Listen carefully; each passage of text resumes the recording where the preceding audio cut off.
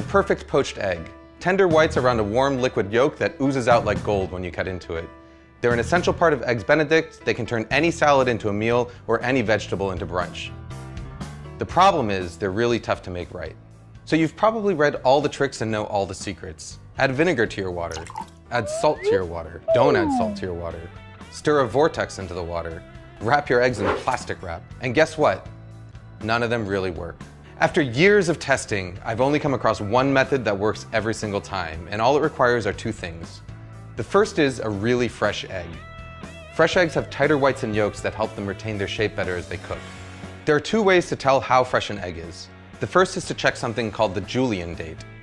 As long as it's packed in the US, every carton of eggs has a number between 000 and 365 on it, and that number corresponds to the day on which the egg was cleaned and packed.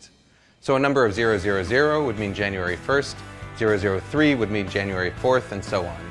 All you really need to know is that the higher the number, the fresher the egg. You can also tell how fresh an egg is by carefully putting it into a cup of water. As an egg ages, the air pocket in the fat end is going to get bigger and bigger, which will make the egg stand upright or sometimes even float. A really fresh egg will sink and lie flat on its back like this. Once you've got your fresh egg, the second tool you need is something that I saw first suggested by British chef Heston Blumenthal, a fine mesh strainer. You see, no matter how fresh your eggs are, there's always going to be some amount of liquid white. It's this excess white that causes misshapen eggs. You know, those really ugly ones with the wispy white floaters that completely ruin your brunch. To get rid of them, we're going to transfer our eggs to a fine mesh strainer and gently swirl it around until all the excess white is drained away. What you're left with is a nice, tight egg.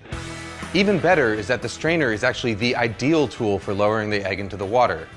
What I've got here is a pot of water at 180 degrees Fahrenheit, which is just about the temperature that the water is quivering but not quite simmering yet.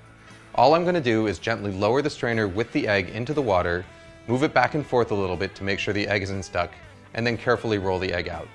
Just like a kid, it's these early formative stages of a poached egg's life that are going to determine how it turns out in the end. Using a round bottom strainer and this rolling motion is going to help ensure that you get a nice tight poached egg that's egg-shaped. If you want to cook multiple eggs, just make sure that you have them cracked into separate dishes and ready to go.